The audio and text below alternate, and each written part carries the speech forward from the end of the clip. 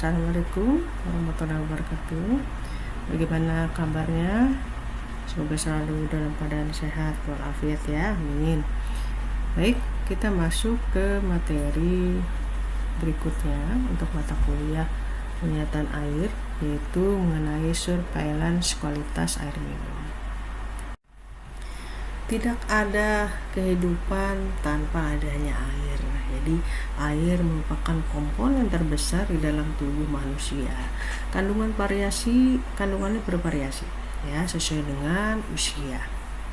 Nah, pada dasarnya kandungan air di dalam tubuh manusia untuk orang dewasa itu sekitar 60% tubuhnya terdiri dari air. Mengapa air ini penting? Karena air ini merupakan bagi tubuh kita ya, merupakan pelarut, juga berfungsi sebagai katalisator, juga berfungsi sebagai pelumas. Nah, yang paling penting adalah fungsinya sebagai mengatur suhu tubuh. Nah, itulah sebabnya mengapa kita harus minum air ya, untuk orang dewasa minimal 6-8 gelas per hari atau sekitar 1,5-2 liter ya. Nah, kalau air ini tidak seimbang antara yang keluar dan yang masuk, maka tubuh kita akan mengalami namanya dehidrasi atau kekurangan cairan. Nah, dehidrasi ini menyebabkan cairan di otak akan menurun, kemudian asupan oksigen yang masuk ke dalam otak pun akan berkurang. Akibatnya apa? Sel-sel otak menjadi tidak aktif, tidak berkembang, bahkan bisa menciut. Makanya katanya di salah satu iklan ya, tidak usah menyebutkan nama mereknya, tiba-tiba aja dia mau jatuh, nah itu ketahuan bahwa dia kekurangan air dalam sel-sel otaknya ya. Keseimbangan air masuk dan keluar dapat diatur melalui suplai air minum. Baik, selanjutnya tadi saya sudah menyinggung tentang kebutuhan air yang berbeda menurut usia ya. Jadi berdasarkan gambar ini disebutkan bahwa pria akan memiliki kebutuhan air lebih banyak dibandingkan dengan wanita. Kenapa kira-kira? Karena pria lebih banyak aktivitasnya, itu salah satunya ya. Nah, kemudian kebutuhan air untuk anak-anak akan lebih sedikit dibandingkan dengan orang dewasa, sehingga kebutuhan air atau suplai air yang dibutuhkan pun berbeda satu dengan lainnya. Nah, pada orang dewasa perlu mengkonsumsi antara tadi di awal ada yang menyebutkan 1-2, nah ini menyebutkan 2-3. Intinya semakin tinggi, semakin besar aktivitas seseorang, maka konsumsi airnya pun akan semakin besar. Berbicara mengenai penyakit yang memiliki keterkaitan dengan air, sanitasi, dan faktor-faktor risiko perilaku yang tidak higienis, ternyata menunjukkan bahwa lebih banyak penyakit-penyakit ini bila dibandingkan dengan penyakit-penyakit lainnya seperti AIDS, malaria, TBC. Nah, ini telah dikemukakan oleh Global Water Supply for Sanitation. Nah, secara global juga menyebutkan bahwa 19% atau sekitar 3,4 juta kematian itu disebabkan oleh penyakit infeksi yang berkaitan dengan air, sanitasi, dan perilaku higienis. Nah, 2/3-nya itu diantaranya adalah penyakit diare, dan kebanyakan kematian itu terjadi pada anak-anak yang berada di negara sedang berkembang. Nah, kurangnya akses terhadap air bersih atau air minum serta sanitasi yang buruk ditunjang lagi dengan perilaku yang tidak higienis, ini sangat berisiko terhadap terjadinya penyakit-penyakit yang berhubungan dengan air seperti tifoid ya, atau tipes, hepatitis, penyakit kecacingan. Nah, penyakit-penyakit menular ini berisiko seperti halnya penyakit-penyakit yang telah disebutkan sebelumnya. Secangkir air dapat diminum apabila memenuhi beberapa syarat. Yang pertama adalah air tersebut tidak berasa, tidak berbau, tidak berwarna, tidak mengandung mikroorganisme yang berbahaya atau mikroorganisme patogen, serta tidak mengandung logam berat. Jadi berdasarkan pengertian dari Kemenkes nomor 907 tahun 2002 menyebutkan bahwa air minum merupakan air yang melalui proses pengolahan ataupun tanpa proses pengolahan yang memenuhi syarat kesehatan dan dapat langsung diminum. Nah, jadi kalau sama seperti ada di sekitar kita perlu proses pengolahan, minimal melakukan proses pendidihan air atau memasak air. Nah, untuk yang tanpa proses pengolahan ini seperti mata air ya, sumber mata air. Berbicara mengenai pemenuhan kebutuhan air minum untuk daerah perkotaan, kita dapat mengakses air minum dari air bersih. Ya, contohnya kita bisa ambil dari air PDAM, air sumur, dengan catatan harus dilakukan proses pengolahan berupa pemasakan atau pendidihan sebelum dikonsumsi. Kemudian yang berikutnya, pemenuhan kebutuhan air minum dapat dilakukan dengan membeli air minum dalam kemasan AMDK ya, dan juga bisa dipenuhi melalui air minum isi ulang. Selanjutnya kita masuk ke peraturan tentang persyaratan air minum. Ada beberapa peraturan, diantaranya Peraturan Menteri Kesehatan nomor 416 tahun 1990 tentang syarat-syarat dan pengawasan kualitas air. Kemudian ada juga Keputusan Menteri Kesehatan nomor 907 tahun 2002 tentang syarat-syarat dan pengawasan kualitas air minum. Juga diatur mengenai persyaratan dalam hal ini air minum dalam kemasan yang dikeluarkan oleh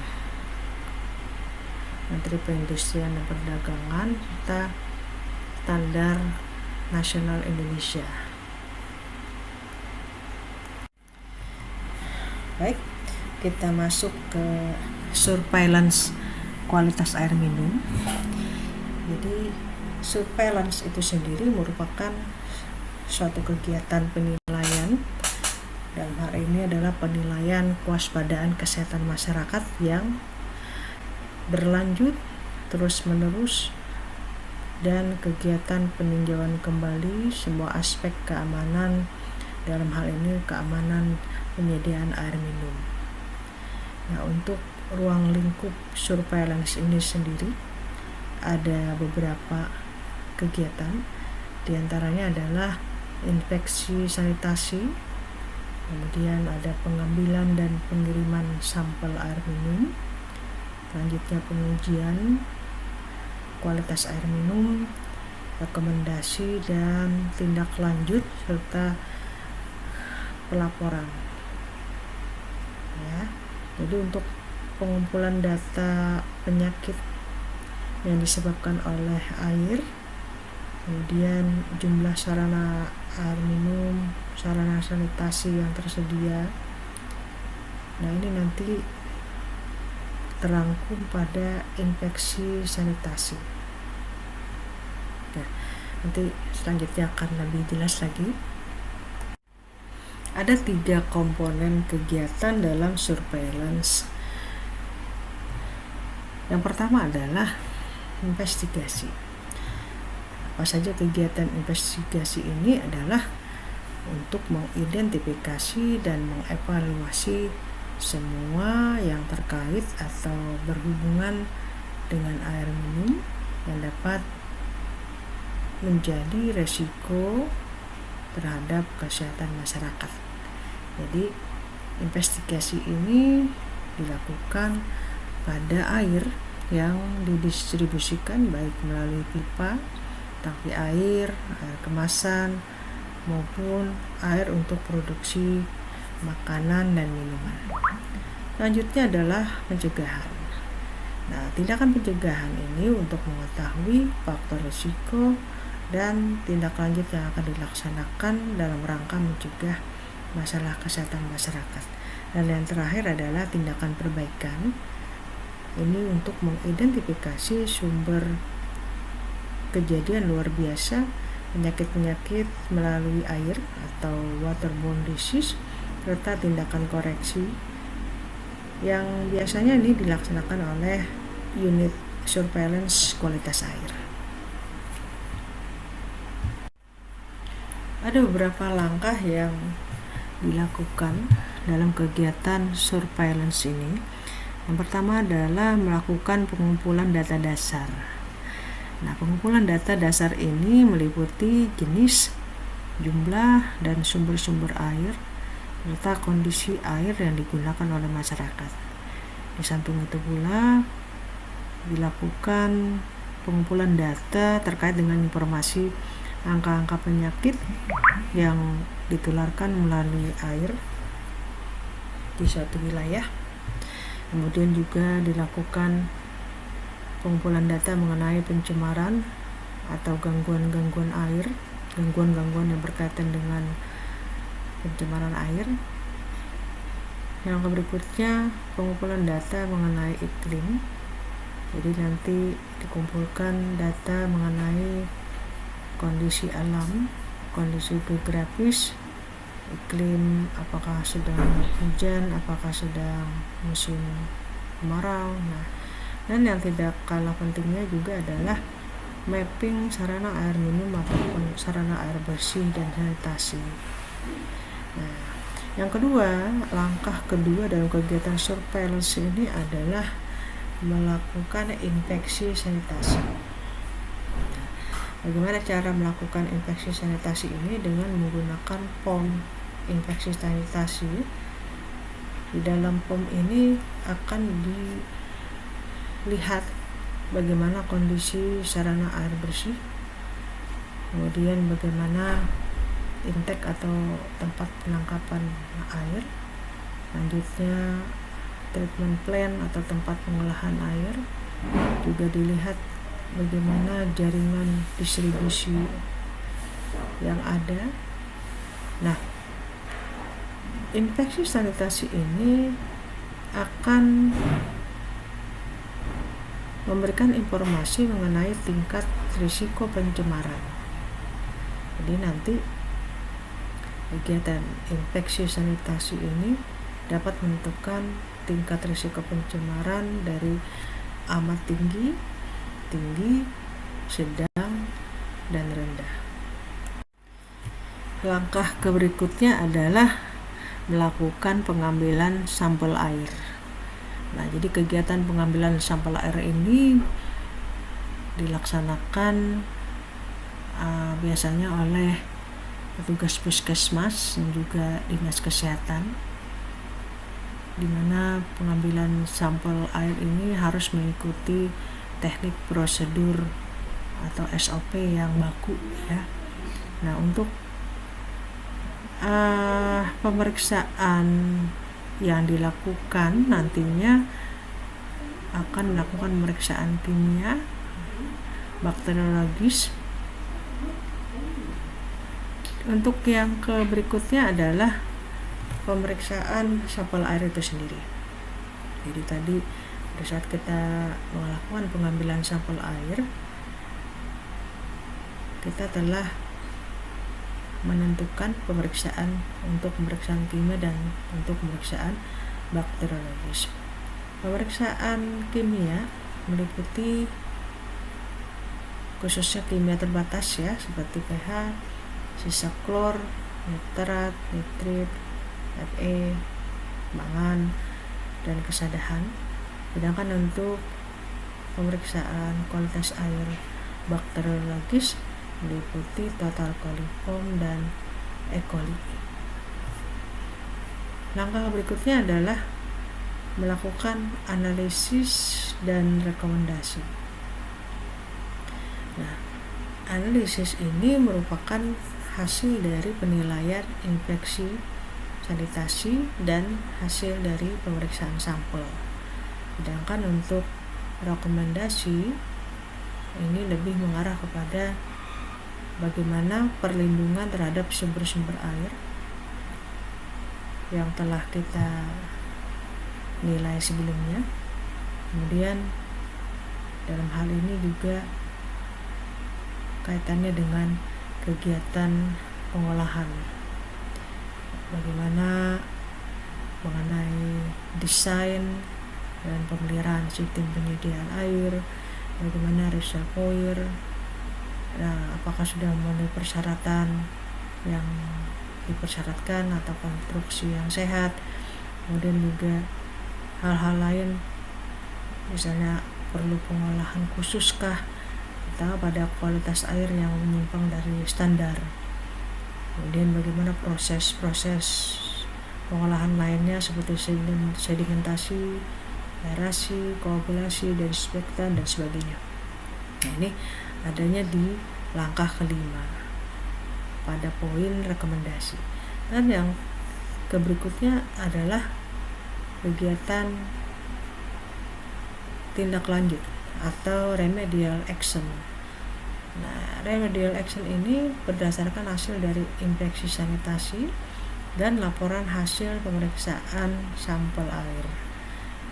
Isinya adalah ke arah bagaimana perbaikan kualitas air itu sendiri, serta melakukan promosi, dalam hal ini promosi perilaku hygiene sanitasi. Baik, untuk pengantar praktikum, bahwa nanti masing-masing mahasiswa melakukan inspeksi sanitasi di sekitar rumahnya ya. Jadi nanti inspeksi sanitasi ini akan menilai bagaimana risiko pencemaran, kemudian akan menginformasikan setelah kita menilai risiko pencemaran ini, akan menginformasikan tindak lanjut apa dalam rangka perbaikan sarana air minum dan sanitasi, serta memberikan rekomendasi apa mengenai sarana air minum dan sanitasi. Baik, untuk langkah-langkah praktikum, kita mengikuti langkah untuk inspeksi sanitasi. Yang pertama adalah melaksanakan kegiatan inspeksi sanitasi terhadap jenis sarana air minum atau air bersih yang dipilih. Misal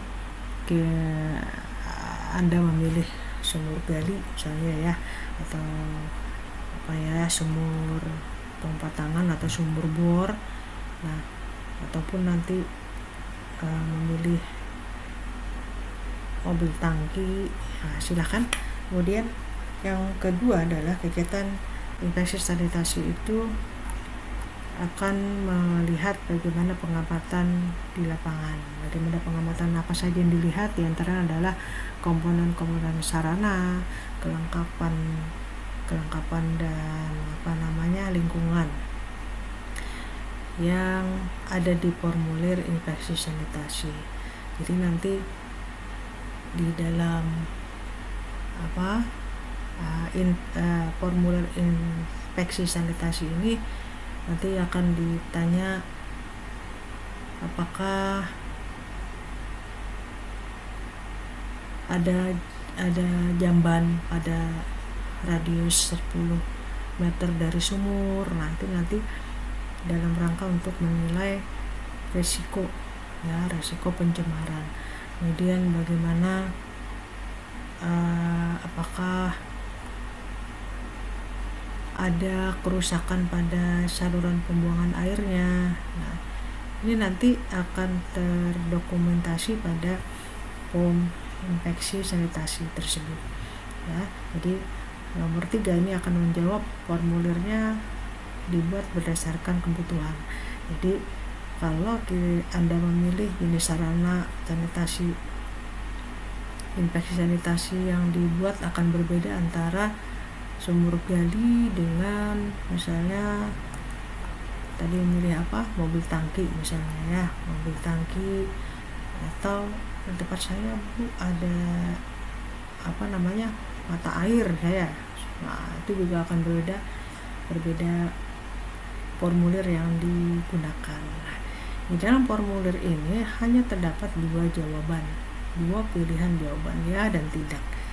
Apabila ya, berarti sarana air minum memiliki resiko pencemaran yang dapat membahayakan bagi pemakainya, sedangkan sebaliknya apabila jawabannya tidak, maka sarana air tersebut tidak menimbulkan resiko pencemaran bagi pemakainya. Contoh, misalnya Ibu ambil yang di mobil tangki ya. Nah, misalnya mau melihat mobil tangki dan terminal air.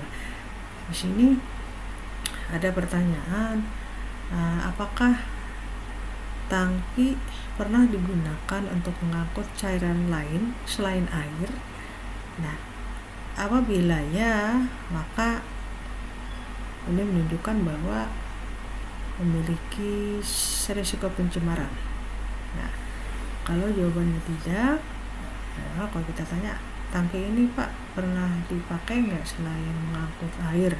Oh tidak, katanya ya, ini khusus untuk mengangkut air saja. Nah, berarti kita contreng yang tidak, artinya sarana air tersebut tidak menimbulkan resiko pencemaran bagi pemakainya. Nah, selanjutnya yang terakhir adalah menghitung jumlahnya dan tidak. Tidak ada yang tidak. Jadi ketentuannya untuk skor resiko pencemaran ini apabila berada pada 75%, di atas 75%, maka itu dikategorikan amat tinggi. Kemudian antara 51 sampai 75%, maka itu dikategorikan risiko pencemaran tinggi. 25 sampai 50% risiko pencemaran sedang, dan kurang dari 25% dikategorikan risiko pencemaran itu rendah. Nah, nanti dilihat aja di formulir infeksi sanitasinya, nanti akan saya lampirkan ya. Baik, sebelum masuk ke slide berikutnya, maaf tadi saya ada kelupaan ya. Jadi ada satu lagi, misalnya ada yang mau mengambil atau menilai untuk depot air minum. Ada peraturan Menteri Kesehatan nomor 43 tahun 2014 yang mengatur mengenai hygiene sanitasi depot air minum. Nah, di dalam peraturan Menteri Kesehatan ini juga ada POM atau yang menilai atau menginfeksi sanitasi khusus untuk depot air minum.